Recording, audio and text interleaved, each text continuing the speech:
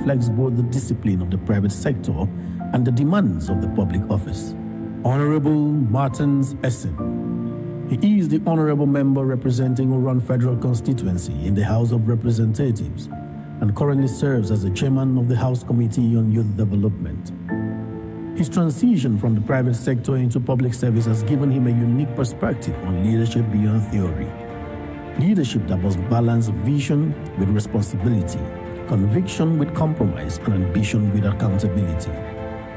Today, he will share his personal experiences through the keynote lecture, Leadership versus Political Leadership, Do They Always Align? A narration on his experience from the private sector to the public service. For every leader in this room, his message is one worth hearing, because leadership is not only about influence, it is about responsibility, not only about authority, but about service.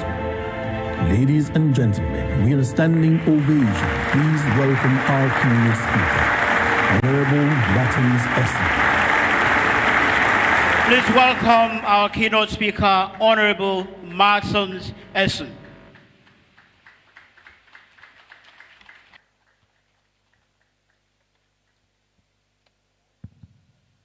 Please be seated, please.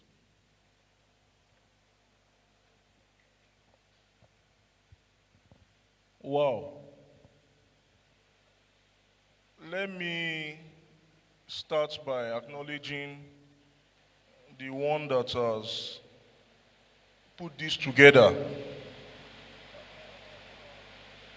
And in introducing him, I have to even talk about the topic I've been called to speak on. Because leadership itself is in your ability to influence others. And somebody sat down many years ago to think about how he can bring all of us into this room. And I know that the More Leadership Academy didn't start in a big auditorium like this. So I'm seeing a situation where maybe in subsequent graduation ceremonies we'll use the International Convention Center. And leadership is actually measured by growth. So I see that everybody in this room is a young person. I want you to please stand up as I recognize the Chancellor of the More Leadership Academy, Barrister Morgan Ekanem, and we'll collectively put our hands together for him. Thank you very much. Please be seated. Let me recognize the manager of the destination office, the DMO office in Akwa Ibom State, Madam Stella Fubar. And the first time I saw her was on the 2nd of this month, when I was privileged for the first time to be invited to attend the delivery meeting of the state governments, and I'm meeting her here, so it tells something about her.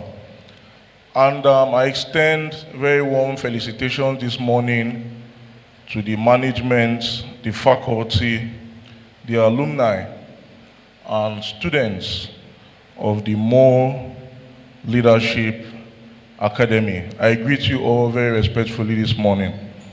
So thank you for giving me this opportunity to speak to you this morning. I'm very happy, and I'm also humbled at the same time. The topic, leadership versus political leadership, do they align? A narration on my experience from the private sector to public service. So let me start by introducing myself again as Honorable Martin Esin, and I was born in Lagos. I'm an Akwa Ibomite, as you know, and I went through the normal phases of schooling from nursery to primary to secondary and tertiary, and I did my mandatory youth service in the Federal Capital Territory, Abuja, and coincidentally, luckily for me, the organization with which I did my youth service is the same organization I started my sales career with. So in other words, I was employed substantively by Dangote Group, the same conglomerate where I did my National Youth Service Corps. And I worked starting as a customer service officer and became a sales officer and became an area sales manager that looked after Akwa Ibom and Cross River states and became the key account manager, looking after the top 5 portfolios of Dangote Cement PLC countrywide. So that is my story, and of course, I resigned from Dangote Cement PLC on the same day that I joined Dangote Cement PLC, the 5th of October. The same day I joined, the same date is the same day I resigned, and that's talking about intentionality. And I came to talk to my people to give me the opportunity to represent them in the House of Representatives. Today I stand before you as a member that firstly represents the youths of Nigeria, because I am the chairman of the House Committee on Youth Development, and my representation starts from Akwa Ibom State, and of course, particularly Oron, Mbu, Okobo, Udunko, Urefon, Orugo Federal Constituency. So leadership and political leadership, when I received the topic, I paused for a while and I asked myself what the organizers want me to say, what they want to hear. Because leadership is leadership. Leadership is one.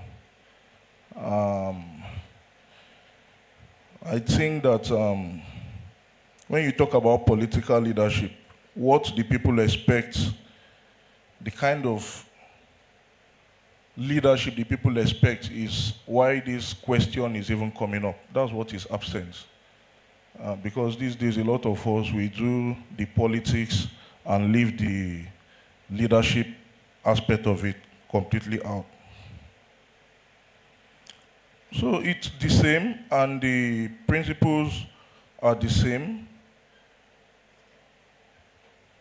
You know that the first ingredient, the first to be a leader is discipline. And this discipline cuts across all facets of leadership, whether it is political leadership, whether it is public service leadership, religious leadership, on any strata or any cadre of leadership, any room of leadership that you find yourself, the first core is discipline. And I want to commend again the chancellor of this leadership academy. It is only discipline that can make this happen, honestly. Only discipline, nothing else. And because people most times don't do what you say, they do what you do and follow what you do. And the entire youthful demography is very proud of you, Barrister Morgan Ekanem, for this. So I want you to help me with my slides, if you have my slides here. Okay. So leadership explained. Let's look at some global standards for leadership. And leadership is not something you can lock in a room. It's not something you can identify by geography. Leadership is about unlocking people's potentials to be better. That's from Bill Bradley. It is about one life influencing another. And we expect that having completed your strategic leadership development programs, that as you walk out of this auditorium today, you begin to measure the impact of your leadership by the number of lives that you are influencing. Leadership is not everything. Leadership is the only thing. Leadership is the only thing. And then I think in the next slide, okay, this is what I wanted. Leadership is the only thing. So look at this. The army of lions being led by a sheep. Army of lions being led by a sheep, and army of sheep being led by a lion. And then you have the question there, which army will win the battle? Does anybody know which army will win the battle in the room here? Are you following me? So this tells us that leadership is the only thing. Of course, you know that you know the army that will win the battle. Okay? So next slide. So leadership in the corporate world versus public service. Leadership is the same in the public sector and corporate world. That's what we have established. You see the likes of Professor Dora Akunyili, may also rest in peace, performed excellently well in the public sector, in NAFDAC. And if you look at her life prior to that, you see that she also distinguished herself in private practice too. Gamaliel Onosode, a boardroom guru from the private sector, was also one of the people that helped to steer the LNG. So leadership is, it's the same everywhere. Okay? So it is true that as a business leader, your preoccupation is to create value for your stakeholders as manifested by strong profitability. So this is where the difference comes in the expectation that the people have. So if you're in a corporate boardroom, you're a corporate leader, your principal focus is how to rake in more profits for your company, okay? And then if you are in public service, what is expected is the number of impacts, direct impacts, how many people you have touched, which is why some of us, in a bid to make more impact, especially legislators, we now go and acquire plenty motorcycles and tricycles and begin to see how many people the spread. And then you bring those items and distribute it and so I've given 500 motorcycles and 500 tricycles. I've impacted 1,000 people. Whether that form of impact is helping us is a discussion for another day. So in public service, leadership is measured by impact per person, while in the private sector, leadership is measured by profitability. Don't forget that in the private sector, excuses are not tolerated. And it is a place where merit thrives above every other thing. Okay? But in the public sector, what we now call politics, there may be some level of flexibility. In the private sector, it's either you are performing or not. In fact, the targets are in numbers, very specific. Like my targets in Dangote Cement, my last target is still on my head. I needed to sell over 50,000 tons of cement for the company every month, 50,000 tons. And 50,000 tons is about 1,100 trucks by 900 bags. So it's very specific. But in the public service, the target may not be very specific, and that's what affects the outcome. Okay, so if you're a leader, like you all are, having undergone these strategic leadership development programs, and now you are graduating, these are the pitfalls that you must avoid, whether you are going into private service or public life. Micromanaging, you must delegate. And another thing I noticed is that I think myself and the chancellor arrived almost at the same time. I don't know if he came earlier, but we walked into the room at the same time, but everything was set. He means he's not micromanaging, he's delegating. Okay? If he was micromanaging, he would have possibly been the one to come and receive me outside and then be sweating and looking for. So that is when you know you have gotten to the leadership level. Now you are able to influence people, and people can interpret the vision. By now, everybody knows that the color for Mo Leadership Academy is blue. Even when I'm not in the academy, I already know it's blue. So that is already influence, okay? And then that's how to measure it. So we must avoid micromanaging. Arrogance, of course, arrogance will not take you anywhere. It's about being very, very humble. Humility is it. Because you don't lead people by knocking people in the head. That's an assault. It's not leadership. Okay? And then you see the other pitfalls: vulnerability, lack of accountability, which is the principal thing. The reason why Henry Ford said, do not find fault, find the remedy. And then employing incompetent people. So that leads me to the recruitment process. The recruitment process of any endeavor is very key. Very, very key. It's just that when it comes to leadership, we want to be sluggish. When you want to get married, you want to marry a wife, you are recruiting a wife into your family. Of course, you are the head of the family, and you have the vision of your family.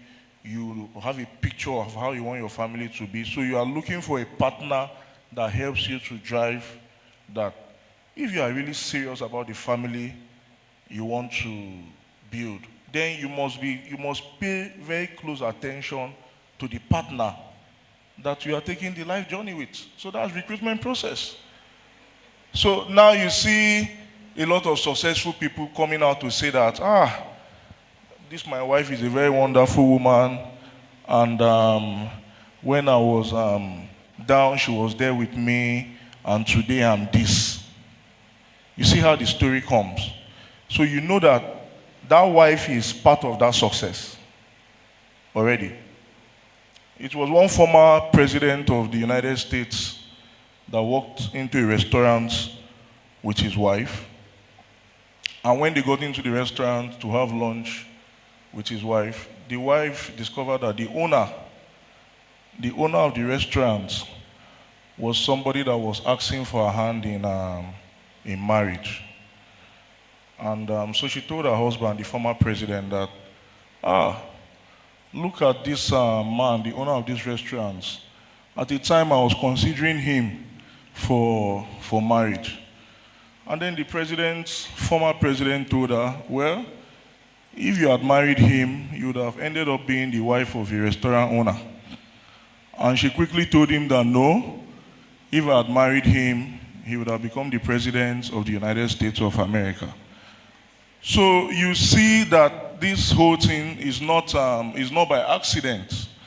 Some people may sit down in my constituency and abuse the hell out of me, and then they will forget that there's something significant about getting employment on a particular date and also resigning on that particular date. I may not have met all the expectation, but it is work in progress. Okay? So these are the pillars of effective leadership. You see, it starts with vision. It's not by accident that it starts with vision. Okay? Vision and strategic thinking, character, integrity, discipline, competence. You must communicate clearly. Even your children you lead at home, if you don't communicate in clear terms, and you assume that because you are the father, then things should just naturally fall, it's not going to work. Okay? And then, of course, you must be hardworking, inspire trust and believability. That's leading from the front, leading by example. Accountability, empathy, and high emotional intelligence. People don't know that a leader must have empathy. Empathy. Because empathy is my being in your shoes. So if I don't attempt to put myself in your shoes, then I can't even understand how you feel. So empathy is very key. One of the reasons why I celebrate our governor is somebody that has a lot of empathy and very compassionate. And it is that attribute that he has, that singular attribute. That's why you are seeing compassionate homes in different wards across the states. If the governor was not a compassionate person, he doesn't have any business with compassionate homes. So leadership is in the person. It's not something that the public office or the private sector can separate. No. It's just that the results are different based on the expectation, but it's the same. That's why our personal futures naturally go into our offices. You must be a team player. You must have respect for team members and your subordinates. Of course, I just talked about compassion. Courage is very key in leadership. Courage. Courage is very, very key. You must have the courage. Somebody had the courage to bring about this leadership academy. So you must have the courage and not fear to fail. And of course, gratitude. Because when you are grateful, you are asking for more. So you should be very grateful. So according to Chief Obafemi Awolowo, the first requirement for good leadership is the capacity to think. We saw it in our former slide. Awu calls it mental magnitude. And you see, the leadership template is the same, to the extent that we are even going back to Awolowo's era. Okay, it's not, leadership is not a generational thing. Okay, you can go back and back and back, and it doesn't take a long time for great leaders to put their mark. It doesn't take a long time for great leaders to imprint their mark. Okay. So, someone said a leader must not only know the way, he must show the way. You must not only know the way, you must show the way. The greatest leader is not necessarily the one who does the greatest things. He or she is the one that gets the people to do the greatest things. That's Ronald Reagan, the former president of the United States. I take that again. No, go back to that slide. I want to... Back, yeah. The greatest leader is not necessarily the one who does the greatest things. Okay? So that brings expectation that the society and this leadership academy has for these graduates today. Okay? So we expect very great things, very, very great things from all of you. And it's not rocket science. We can measure it by the impact that you are creating in your own space. Okay, next slide. So, like I said, that leaders always leave their mark, and whether you like it or not, you can occupy public office and everybody is running around you, and you think that that's the essence of leadership. But at the end of the examination, the script will be marked. Is that correct? So leaders should always think of how people will perceive them. If it is for political leadership, I need to begin to think of how I want to end as a federal lawmaker. Okay? And it's biblical that the end of a thing is when. So when you look at the likes of Abacha, a lot of things are coming into your head. So is he a great leader? The answer is in your mind. So next slide. This is the man on the 29 note. I think this is Murtala. Okay, is he a great leader? And when we are talking about leadership now, we are not talking about somebody from any. We have gone to America, we have gone to Southeast, we have gone to. It's not. You can't reduce leadership to a region or to. You cannot. Okay, once you are doing that, you are not measuring leadership. Okay. Now, are these good leaders? This is Baba Yabo. A lot of people have accused him that he used to micromanage a lot. And this is just for the purpose of this lecture. It's not, at least somebody who left office for over 19 years now. We can say one or two things. So people said Baba always wants to be interested in everything. That's the micromanaging we talked about. But he also has his own great sides. And then, of course, look at our governor, His Excellency, Pastor Moino, in just 3 years, has been able to put his mark. So if you are in this room now, you cannot picture the governor, you don't know how the governor minds works, based on the things you have seen in the state, then you need to look closer.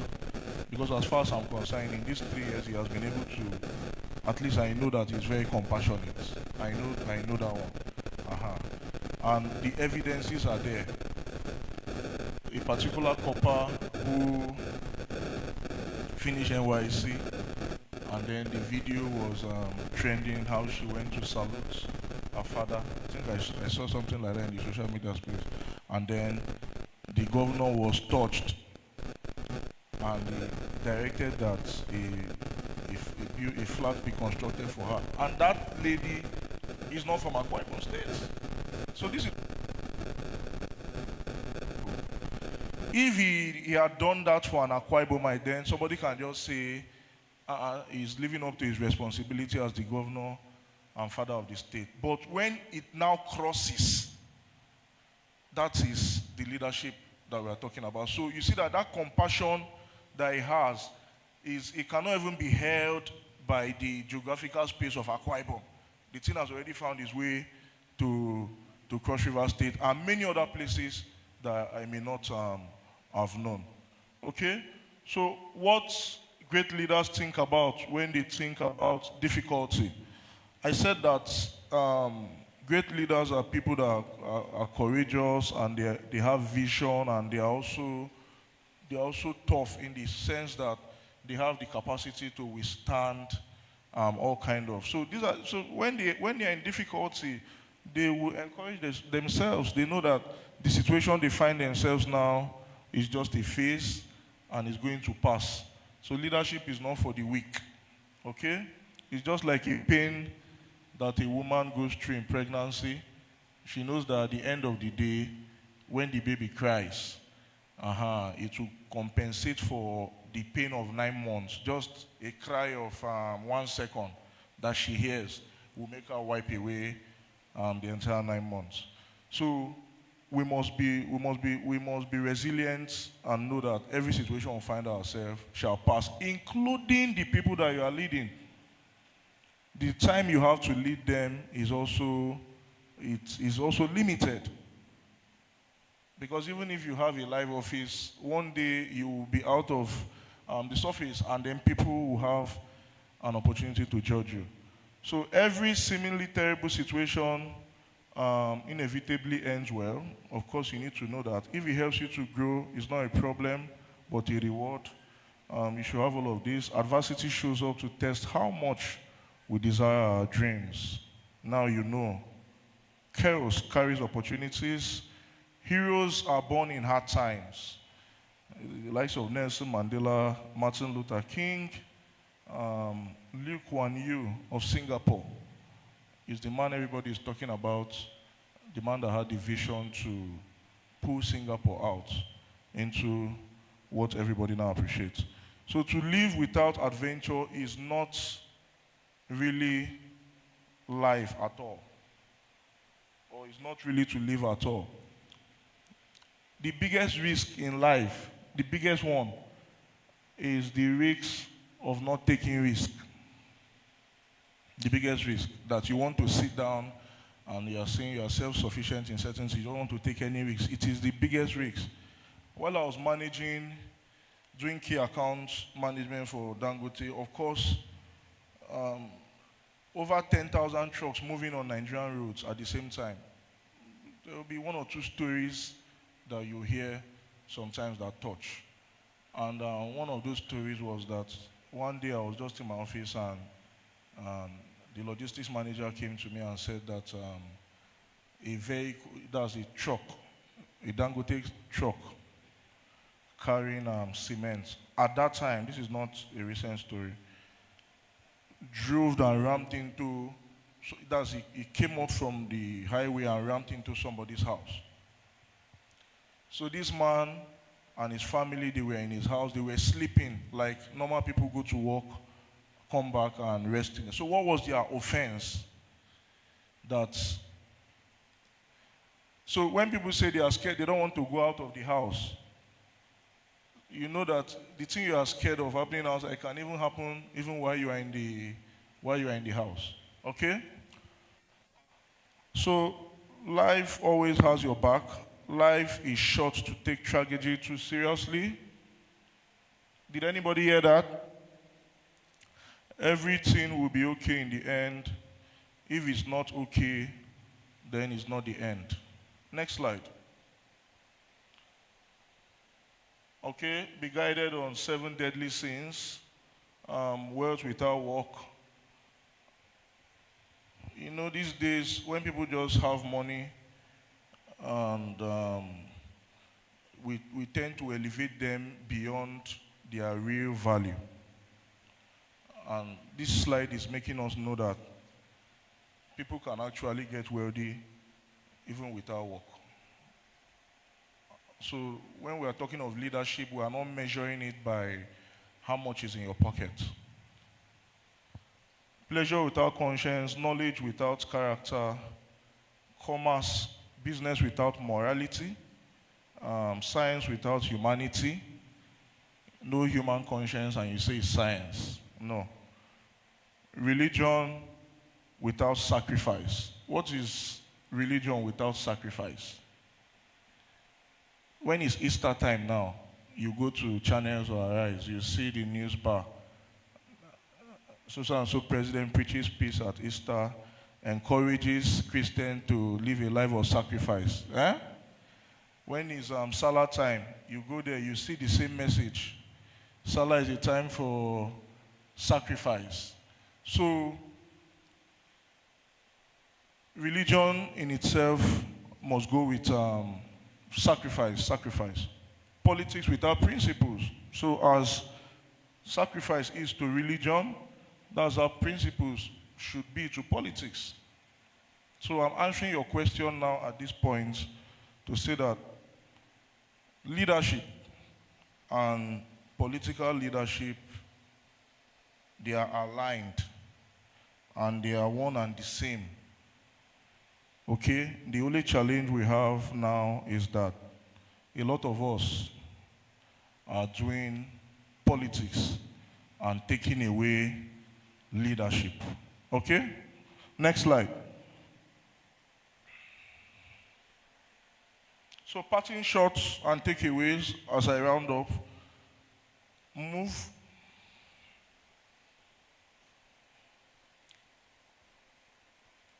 So some counsels from transformational leaders. You may be David in praises. You may be Abraham in faith. You know, Abraham had so much faith. Maybe Solomon in wisdom, Gideon in war, or even Esther in beauty. But if you are not, go back. If you are not like Joseph in discipline, you will end up as Samson in destruction. So, discipline is the key word. Discipline is the principal thing. And I remember I started by saying the first thing a leader must possess is the attribute of discipline. As I round up, next slide. Do it anyway. This is from Mother Teresa. People are often unreasonable, irrational, and self-centered. You need to forgive them anyway. If you are kind, people may accuse you of being selfish or you have ulterior motives, but you still got to be kind. Anyway, if you are successful, you will win some unfaithful friends and some genuine enemies, but you must succeed. If you are honest and sincere, people may deceive you. Be honest and sincere anyway. What you spend years creating, others will destroy overnight. So will you stop creating? If you find serenity and happiness, some may be jealous.